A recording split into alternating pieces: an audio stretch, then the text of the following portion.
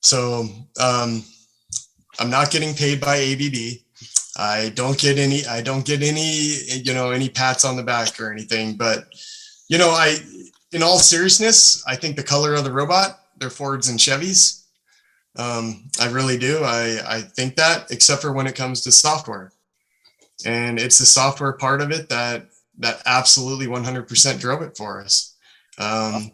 Having Robot Studio as a tool, I think even if you talk to ABB, I used it in ways that other people just never caught on to use it. But every one of my quotes went out with a simulation of the application. For me, it was, and maybe it was because I was doing them, and like in a quote, I didn't need to show an end of arm tool. Like I can just go over and pick up a product and place a product, right? Like the customer, that's all the customer wants to see. And maybe going back to like, Ryan and I laugh about this because what Ryan would do, being a high C, he would design the end of arm tool. He would show the suction cups. He would have all the grippers, and we'd spend 3 weeks designing up all this stuff to put it into Robot Studio. When they're just going to say, yeah, thanks guys, we don't want that. And I move on to the next person. Right. So I always used it as a sales tool. Always. Every single quote that I had. Simulation, because it de-risked the whole project overall. Because as soon as a customer saw it, they're going to go, oh, that's it. Yep, that's it. But what are you doing here? No, that's not what we do. We have to do it this way. And all of a sudden, instead of words on a piece of paper going out to them, it's a simulation that they can run over and over and over again and see what you're trying to propose to them. And they can tell you that you're doing this right or that wrong. And boy, it sure helped the communication between us and the customer. So going back, you asked why ABB, pretty much. It's all about Robot Studio, 100%.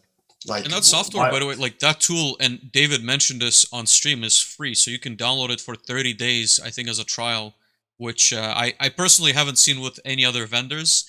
No, and the things that are in it are crazy. I mean, they have a physics engine built into it to where you can pick boxes and throw them on a conveyor and they'll bounce around and you can guide them and push them. And I mean, it's phenomenal. I guess when we in the industry see a tool out there that has made our life easier, we want to tell everybody about it. And I'm just here to tell you that I don't believe we could do what we are doing today without Robot Studio. Like hands down, like it's all about that. And how does BNR fit the picture? Sorry, there's a different. Yeah, so BNR, yeah, they won't like to hear it, but extremely painful, extremely painful. So it was a hard transition into it. Big learning curve to come up to speed. We did use Loop for some of our stuff in the beginning, and have now taken it all over ourselves. In the end, we're very, very happy with it. Just their motion control, in my opinion, is next to nobody. They have a really good motion control platform. So yeah. So when were they acquired by ABB? Sorry to not know this history lesson. Do you know if that's a recent acquisition? I'm guessing, but it had to be 2018. Right around that time frame, yeah, sometime around there.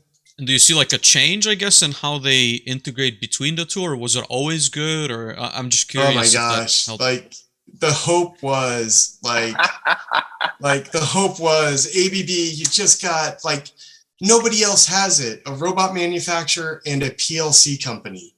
Like, oh my gosh! Like that's money. And you have a $40 billion a year company acquiring, a PLC company. And I just got to say, it's been tremendously slower than what we hoped for. Okay. And they know it. They know it as well. But the fact is it's gonna come.